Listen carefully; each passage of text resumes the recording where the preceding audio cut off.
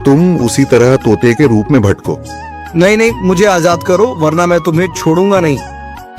अब तुम मेरा कुछ भी नहीं बिगाड़ सकते। अब तुम जाओ यहाँ से और अब से ऐसे ही घूमो। अब तुम्हें पता चलेगा कि दूसरों को दर्द देने में कैसा महसूस होता है। इसके बाद वह राक्षस वहां से उड़ जाता है। मरचू और उसकी पत्नी सीता दोनों खुश हो जाते हैं। मरचू पहले की तरह काम करने लगता है। वह और उसकी पत्नी दोनों खुशी खुशी जिंदगी गुजारने लगते हैं।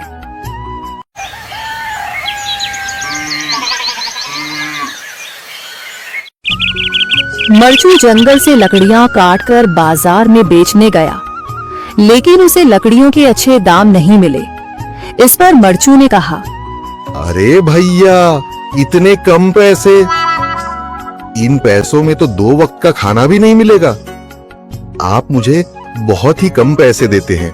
मैं इतनी मेहनत से लकड़ियां काट कर आता हूँ, लेकिन उनके पैसे मुझे बहुत कम मिलते हैं। भैया, तुम्हारी लकड़ियां होती ही इतनी कमजोर हैं कि मैं इससे ज्यादा पैसे नहीं दे सकता। तुम्हारी लकड़ियों के बस इतने ही पैसे बनते हैं। अरे भैया, कुछ ज्यादा कर दो ना। वो क्या है ना कि इन पैसों का तो कुछ भी नहीं आता। मैं अपनी जिंदगी कैसे गुजारूंगा? भैया, तुम जाकर अच्छी लकड़ियां लाओ, तभी इन लकड़ियों का अच्छा दाम मिल पाएगा, वरना इन लकड़ियों का तो यही दाम है। ये सुनकर मरचू बहुत ज्यादा परेशान हो गया और पैसे लेकर किराने की दुकान से सामान खरीदकर घर आ गया। घर पहुंचते ही मरचू की पत्नी सीता ने कहा, जी, सामान ले आए आप? हाँ जी, सामान ले आया हूँ। सीता के चेहरे पर खुशी छा जाती है, लेकिन जब उसने सामान देखा, जी, इसमें तो बहुत थोड़ा सामान है। हाँ सीता, मुझे पता है कि यह सामान बहुत थोड़ा है, लेकिन मैं क्या करूं? मेरे पास जितने पैसे थे, मैं उतने का ही सामान लेकर आ गया हूँ। इस तरह हमारा गुजारा कैसे हो पाएगा जी?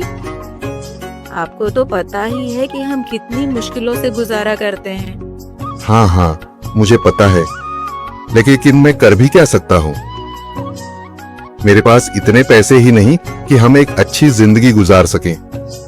इतनी मेहनत कर रहा हूँ, लेकिन फिर भी मेहनत का फल नहीं मिल रहा। इतनी मेहनत से अच्छी लकड़ी काट कर आता हूँ, लेकिन मुनासिब दाम नहीं मिलता। मैं तो बहुत परेशान हूँ। क्या करूँ? कहाँ जाऊँ? अरे जी, आप परेशान न हो, आप कोई और काम देख लें। मैंने कई बार काम तलाशने की कोशिश की, पर किसी ने भी मुझे काम नहीं दिया। ये सुनकर सीता भी काफी ज्यादा परेशान हो गई। मरचू से सीता की परेशानी नहीं देखी गई। उसने अपनी पत्नी सीता से कहा, मैं फिर से जंगल की ओर जा रहा हूँ। अरे जी, अभी मत जाइए ना, वैसे भी शाम हो रही है। आप कल चले जाइएगा, अभी मत जाइए। ठीक है, अगर तुम रोक रही हो तो मैं नहीं जाता। मैं कल चला जाऊंगा। इसके बाद मरचू गांव में घूमने के लिए चला गया। तभी उसे एक आदमी मिला और उसने कहा, कहाँ जा रहे हो भैया? और सुनाओ, क्या हाल चाल है? जिंदगी कैसे गुजर रही है?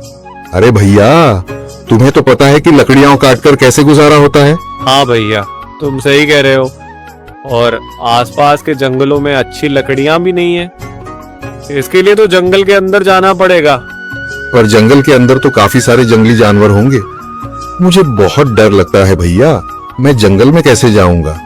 हाँ भैया, जंगली जानवर तो होंगे, लेकिन अच्छी लकड़ियां तो वहीं से ही मिलेंगी। ये सुनकर मरचू बहुत ज्यादा परेशान हो गया, लेकिन वह आदमी बिल्कुल ठीक कह रहा था। जंगल के किनारे की सारी लकड़ियां कट चुकी थीं। अब सिर्फ जंगल के अंदर ही अच्छी लकड़ियां बची थीं। अगली सुबह मरचू